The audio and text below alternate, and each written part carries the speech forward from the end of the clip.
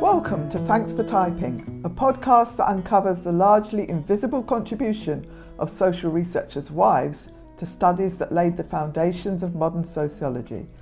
I'm Ros Edwards and I'm a Professor of Sociology at the University of Southampton. And I'm Val Gillies, Professor of Social Policy at the University of Westminster. Over the last decade, Val and I have been researching the role that the wives of social researchers played in post-war British studies. Using archive materials and diaries kept by the wives of well-known sociologists, we've been piecing together their central involvement in groundbreaking social research on families, class and community life. In this podcast, we reveal the major but unrecognised contributions sociologists' wives have made to the discipline and consider the implications of these overlooked collaborations for the development of social knowledge, both then and now. In episode 3, we're talking about wives in the archives and asking where we can find out more about the contributions that wives have made to the work of their academic husbands. Joining us are Sophie Bridges from the Churchill Archives in Cambridge and Chris Renwick, Professor of Modern History at the University of York. Sophie's work has focused on papers of people involved in social research, such as Michael Young and Peter and Phyllis Willmott. Chris is the author of British Sociology's Lost Biological Roots, A History of Futures Past, and is currently writing a book on the life and work of the sociologist Peter Townsend. So Sophie, if I could just start with you. This is a simple question. What does an archivist do? Because not everybody will know that. Could you tell us about your work in the archives? Yes, absolutely, Ros. I work now with the personal papers of individuals and families. I've worked in the past with organisational, institutional records. So an archivist collects archives, and what that really means is going out and meeting people in their homes or workplaces and talking to them about their papers and about transferring them to an archive. And sometimes that's talking to an individual, often at the end of their lives, or talking to their archival intermediaries, who might be partners, family members, biographers, or historians. And once the papers have come into the archive, it's the archivists who catalogue them, and the catalogues are then used by researchers in the reading room to identify material that could be relevant to their writing. And of course, the archivists are on hand then also to talk to researchers and share their expertise and learn from them as well about their insights into the collections. And we work alongside our colleagues who are conservators, who do all the work of the practical preservation of papers, repackaging them and conserving them when they come here. Yes, we're certainly very grateful to the work of archivists. Chris, you must have spent a lot of time in the archives researching sociologists. How did you come to be interested in the history of the discipline? Yes, you are right. I've spent a very long time in archives, including at Churchill College, in fact, looking at the Michael Young papers. I came to the history of sociology through doing a master's degree in the history and philosophy of science. I was originally interested in the history of the biological sciences, but I came to be interested in late 19th century debates about how biology related to our ideas about the social. And through that, I became interested in the foundation of sociology as a discipline in this country, where there was a big discussion. In fact, the main interest was really in how biology, and specifically eugenics, was going to be part of this new field called sociology. And through that, I kind of pursued that through the early 20th century. I came to be interested in the kind of collection of individuals in the mid 20th century who kind of put sociology and social policy on a new footing after the Second World War in this country. And it was through that I got to Peter Townsend. Us researchers sometimes talk about discovering papers in dusty archives, which I must stress that's not my experience of the absolutely scrupulously clean Churchill archives. So I wonder how you feel about that description, Sophie, if you hear it.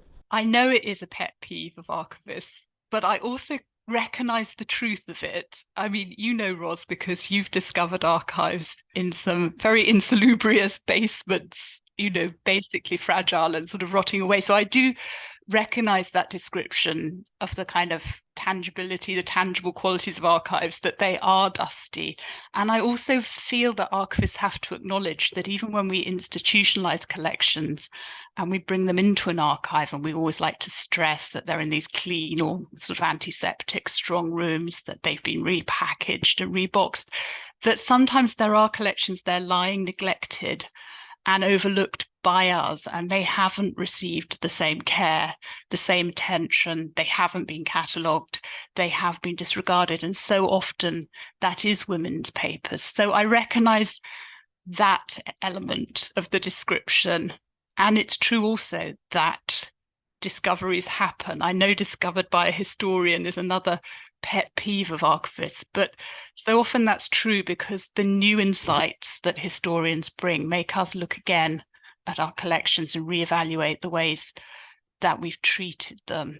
But also, of course, we do have expertise to share, and so often things haven't been discovered. They've been known to the archivists, and we've just perhaps been reticent about bringing that collections knowledge into discussions with historians.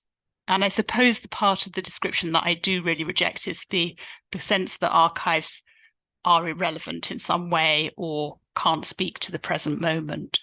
If I could turn to Chris, I wonder if you could tell us a bit about being an archive user, because I'm thinking of Liz Stanley's chapter in the Archive Project book, and she's a feminist sociologist, and she conceptualised the practical strategies, the tools of archival research as working with and making sense of stuff.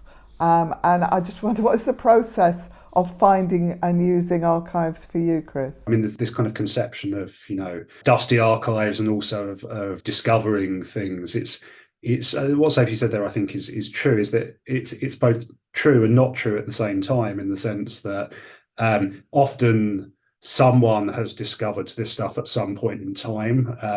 At the moment, I have sitting in my office all of Peter Townsend's desk diaries from across his career, because they were just sat in someone's house. Once I'm done with them, I can assure Sophie they will be deposited in an archive. But that sense of discovering things is, I think people's conception of that is often that somehow, the letter or the diary or the whatever the document is somehow something that wasn't known to people, that people didn't know it existed. And of course, the thing about writing history is that we see different things at different points in time, and we can look at the same document and see very different things. Thinking about my experience at the moment of dealing with Peter Townsend's papers, which are at the University of Essex, where he was a founding professor of sociology. There's mountains and mountains and mountains of stuff there. Quite a lot of that stuff is stuff that I've seen and read about other historians writing about. So thinking, for example, the stuff that I've worked on most recently to do with his surveys in East London and surveys of old people's homes across the country. A number of historians have written about that stuff, but they were looking at those papers for specific reasons. And when I've gone back and looked at them for the reasons that I had, which was for looking for insights into his working methods in relation to his home life and his personal life, because I'm interested at the moment in his biography, not just those academic studies. I found things in there which weren't of interest to historians who had looked at those papers before. So actually, it's the questions that you go into the archive with are things that frame what you find. No one can ever produce a completely definitive account of a particular set of papers, because we're all going in there with different questions. Sophie, we've really enjoyed working with the physical documents that have been so carefully preserved in archives, but it does occur to me that researchers in the future won't necessarily be able to do this, because most things today are digital and they're much less permanent. What impact do you think that might have on archives in the future? Well, full disclosure here, I'm just 100% a paper person and not a digital archivist. And for me, that is a sad future, because I love the material qualities of working with paper archives and really feel that those material qualities are part of the interpretation and can be part of the interpretation. Thinking about Phyllis's Willmott's diary, which Ros and Val have looked at, obviously it's part of a sort of quite capacious genre of archives, the diary, but it also has these very individual qualities, not just in her style of writing, but actually in all of its material being. And so that for me would be something that I feel would be such a loss, and that digital archives will sort of flatten out some of that individual character of papers. As I say, I'm not at all an expert in this field and slightly kind of dread this future and find it very difficult to predict the future as anyone does. But yes, I think there are questions around, will it make it more difficult to identify authorship, which is obviously something that's been so key to recognising the research contributions of Phyllis, Willmott, and in Chris's writing on Ruth Townsend. Will there be questions around authenticity? Unless we can preserve email archives, will we lose that sense of people's networks and the interchange of ideas that we have through correspondence? I suppose thinking also about how vulnerable digital archives are, and that's very much uppermost in the minds of people working in cultural collections at the moment because of the cyber attack on the British Library and the damage that's done to their digital collections and the availability of that information. Yes, there's a sense it could all just disappear, isn't there?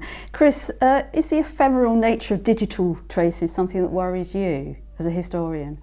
Yeah, I think it is actually, and this is something that I am grappling with in writing this biography of Peter Townsend, and it isn't something I actually thought about when I started the project. It became an issue that I started to have to think about last year, because Townsend's career, it ranges from the early 1950s, but he doesn't retire until the early 21st century. I mean, he kind of retires from Bristol, in the early 1990s, but he goes back to the LSE. And he never really retires. He's active all the way through, really, to his death in 2009. And one thing that became apparent quite early on was that the paper archive, although there's always paper there, starts to tail off. And it starts to tail off in the mid 1980s, and that process accelerates in the 1990s. And if you're someone who's interested in the not published output of somebody's career and their work, you start to have questions about, well, actually, how am I going to be able to reconstruct the kinds of relationships and the kinds of networks, the kinds of things that Sophie was talking about there, for the, to all intents and purposes, the second half of someone's career that I've been able to do for the first half of their career? Well, I don't have any good answers to that right now. I'm having discussions with people who have access to the computers and that Townsend used in the second half of his career, and assure me there are ways to get at this stuff. But there's then actually an interesting set of questions once you've got access to someone's computer, for example, and their emails. None of that stuff's thrown away, is it? So you don't actually have a massive proliferation of stuff in electronic form, and actually trying to handle all of that stuff, I think, is then a quite complicated question. You've got the question about stuff that just kind of disappears in electronic form. But then you've got, well, if we can recover all of that stuff, we've actually got a huge mass of information and data, and trying to make sense of it and bring some order to it becomes another kind of challenge, I think. That is so true. It feels so much easier, and perhaps that's just, my age and things I'm used to, but it feels so much easier to look through a book or a file than to start laboriously opening documents on a screen to find out what they contain. I think that's absolutely true. I mean, I guess we only have to think about the incredibly long email chains that we might be involved in at work at some point in time. And, making sense of those in the moment is sometimes challenging, isn't it? And you kind of think, well, what's this going to look like to someone in 50 years' time?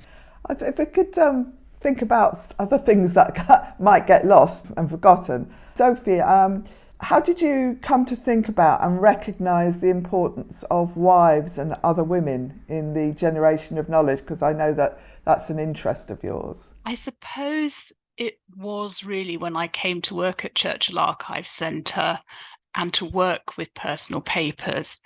And I would quite often hear people say, oh, Churchill Archives Centre is an archive of men. And on its face, I think that was true. And it was certainly what was reflected in our catalogues and in the collections that we publicised and drew attention to. But once I was digging around behind the scenes in the strong room, like so many people, both researchers and archivists, I became more and more aware that there were many women's papers here and they were hidden. And most commonly, they were subsumed in the archives of male partners and they just weren't described in the catalogues. There was no or very limited access to them for researchers, and they quite often just hadn't received the care and attention of the Male Partners Archive. And it was so ironic to me, really, because then if I looked in the collection files, which are the records we have here of our interactions with the depositors of papers, I could see that so often women had been the archival intermediaries for the afterlives of male partners and relatives, that they had been the people who had transferred the papers to the archives here and had, been concerned about that and taken the care to do that. And that role was so unacknowledged. And even now, I think we don't always ask when we're talking to people about their papers, oh, does your partner have papers too? Even, when that could be very relevant when we're looking at these collaborative relationships like Peter and Phyllis Willmott and Peter and Ruth Townsend.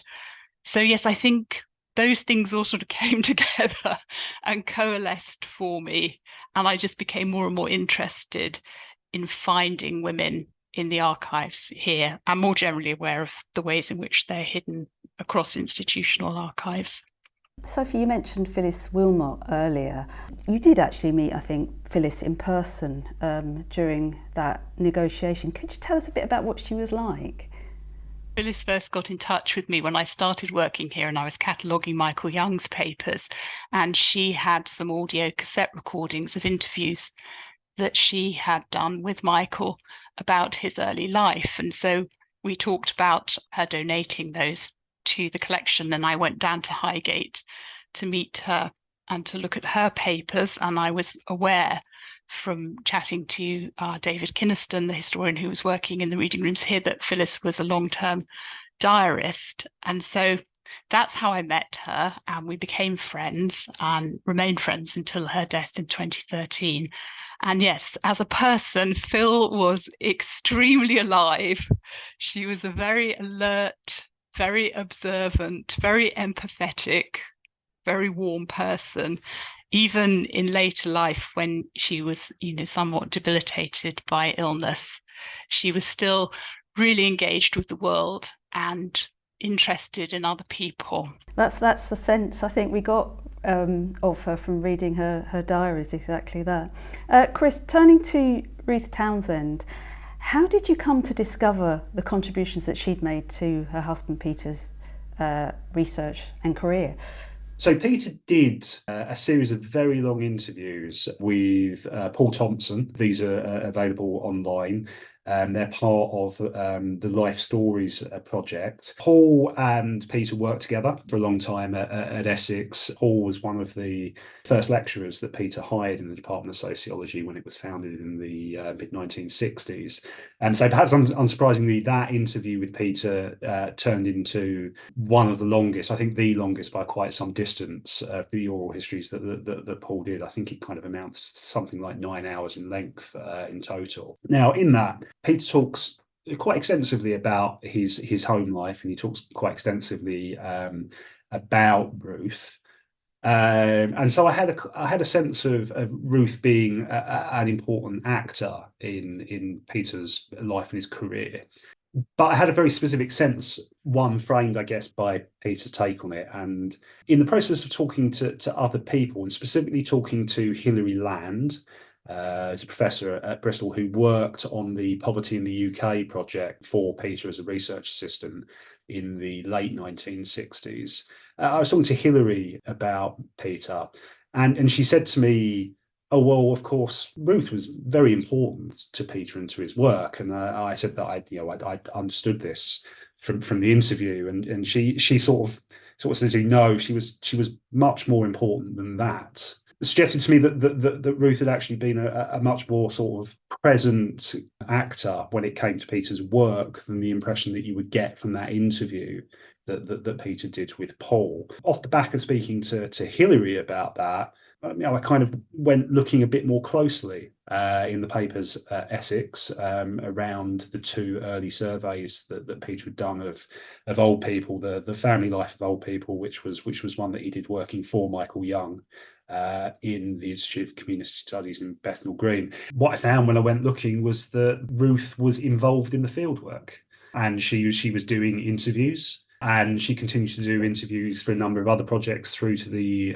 mid-1960s. And when I started looking even more closely and looking at records of their home life, and there are things like diaries in the Townsend papers that you can pick this up from, you get a much greater sense of not just Ruth being involved in the field work, so what we might think of as the formal process of acquiring knowledge that goes into the production of these surveys, but the way in which sociology is a kind of way of life for the Townsends, which seems to be true of a number of different couples during this period. So it's part of their home lives as well. And once you start looking into that, you start to see how the person that Peter becomes is a product of not just a kind of set of professional engagements out in the field and in the workplace. It's actually a much broader process in which the line between home life and professional life is, well, if it exists at all, it's quite fluid. We were talking in the last episode about sort of the incorporation of wives into their husbands' work. And I mean, I don't know if you've got a sense of this, Chris, but those sort of diaries and that availability of the traces of Ruth Townsend in Peter Townsend's archives, do you think that's discernible in other people's papers, or is it missing? It goes back to that issue that we've talked about a couple of times already, about the question that you're asking and thing that you're going looking for.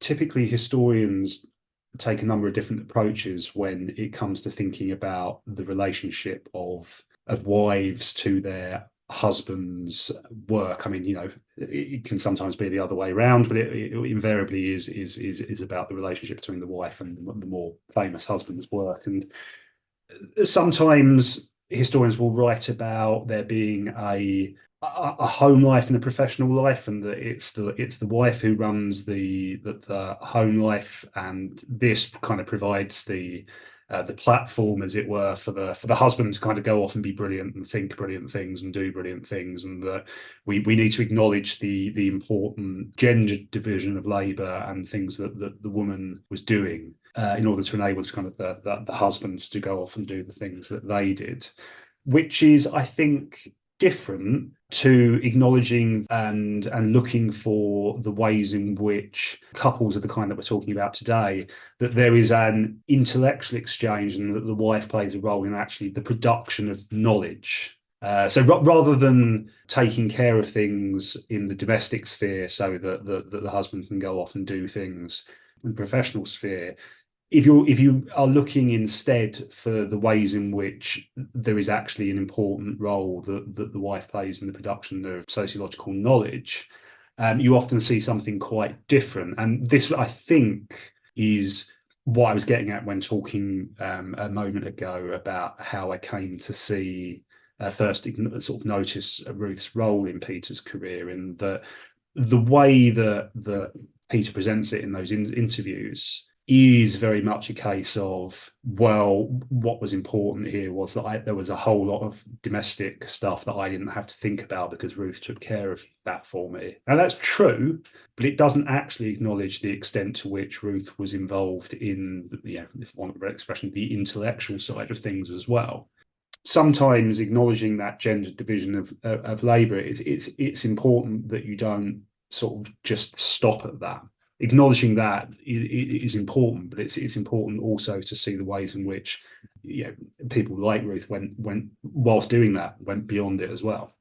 Part of the challenge, I think, of researching wives' contributions is deciphering the significance of some of the materials, and often you need to read between the lines. There's so much scope there to either under or over interpret, things like words or, what happened or that kind of thing. How have you managed the uncertainties and the nuances of the documents that you've worked with? Yeah, interesting. One of the things that's interesting about Ruth, actually, and this was something that Matthew, her and Peter's eldest son, said to me when I spoke to him about their parents. He said, well, one of the things that you have to realise is that my dad has a reputation for being incredibly left-wing and incredibly outspoken and a passionate campaigner and all these kinds of things. But the thing that you wouldn't know if you hadn't known my parents together is that my mum was much more left-wing, much more outspoken, much more political in many kinds of ways than my dad was. Actually, that piece of information turned out to be quite important, because when I was looking at the Townsend papers and looking at things connected with the family life of old people, it suddenly struck me that there were these entries that were contained within a broader collection of entries that I hadn't really thought about initially, because they were simply recorded as a diary of Mrs. T. And when I'd first looked at these things, I hadn't not quite that I hadn't clocked that this was Ruth Townsend, but I hadn't thought all that much about it. And when I went back to them, I actually realised that these entries were incredibly sort of strident in their opinions. They were incredibly detailed as well. And they were all things that I'd sort of missed on the first reading. And in going back to them, I then started to get a sense of the character of Ruth Townsend and actually realising where it was that she was present in this archive. So actually, there's kind of a story there about how your assumptions, I guess, initially guided by that first interview that I'd read with Peter, it led me not to see that there were actually these quite heavy traces of Ruth in the archive. They are there. My initial assumption had been so shaped by what Peter had to say about their early relationship that I wasn't actually seeing what was right there in front of me. Val and I are nodding away here because we've had a look at those diaries as the Time Diary, isn't it? Yes. You're referring to, yeah. Which, goodness, what a woman. Yeah. And that's very interesting, just to jump in on that as well, about the interaction between looking at the archive, researching the archive, and interviewing or talking to contemporaries. I mean, Chris talking there about getting that insight from Ruth and Peter's eldest son, and that then illuminating something in the archive. This has all been really fascinating for us. I just wondered if there are any final thoughts, Chris and Sophie, that you would like to sort of leave us with.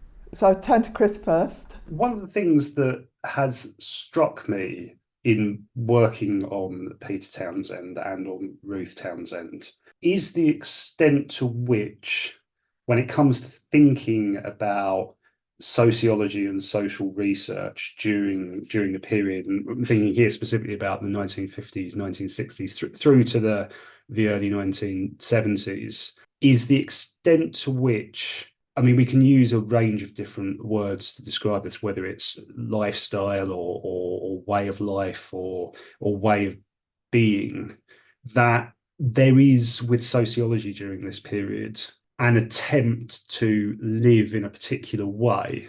And that's the thing that struck me about the production of knowledge in this period, that these are not just individuals who, the ideas are contained on a page, and you have kind of, writing in articles for newspapers or, New Statesman or whatever it might be, and their published books.